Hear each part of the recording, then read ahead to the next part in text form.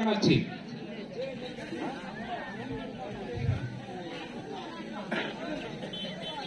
বিসমিল্লাহির রহমানির রহিম। আমি প্রথমে আমার প্রাণপ্রিয় সংগঠন বাংলাদেশ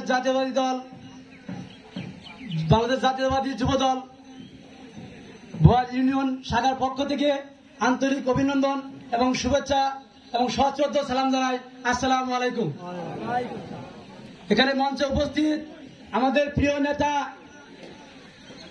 জনাব সাবেক এমপি এবং আমাদের প্রিয় রাজনৈতিক অভিভাবক জনাব আলহাজ কাজী রফিকুল ইসলাম সাহেব এবং সাবেক সফল সভাপতি জনাব কাজী ইরফানুর রহমান রেন্টু সাহেব এবং আমাদের মাঝে আরো বিএনপির অঙ্গ সংগঠনের সকল অঙ্গ সংগঠনের নেতৃবৃন্দ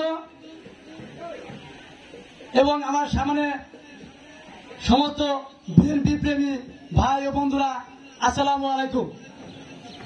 আসলে বক্তব্য দেওয়ার বেশি কিছু নয়, তদুপরি বলতে হয় আমাদের মাঝে যে নেতা আলহাজ কাজী রফিকুল ইসলাম সাহেব এসেছেন, উনি আমাদের অনেক প্রিয় একজন ব্যক্তি এবং স্বাচ্ছন্দ্য ব্যক্তি এবং তিনি নির্ভুল রাজনীতিবিদ।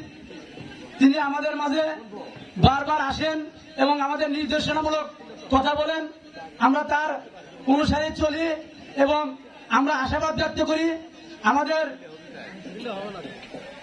আমাদের দলের ভারপ্রাপ্ত চেয়ারম্যান জনাব তারেক রহমান যেন তাকে মনোনয়ন দিয়ে আমাদের মাঝে ভোট দেওয়ার সুযোগ করে দেয়। আমরা তার জন্য দোয়া করি এবং দেশনেত্রী বেগম খালেদা যেমন সুস্বাস্থ্য কামনা করি।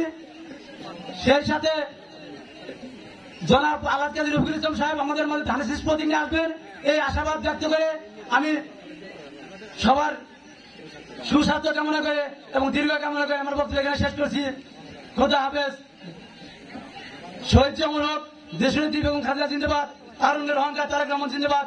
সবাইকে ধন্যবাদ। আসসালামু আলাইকুম।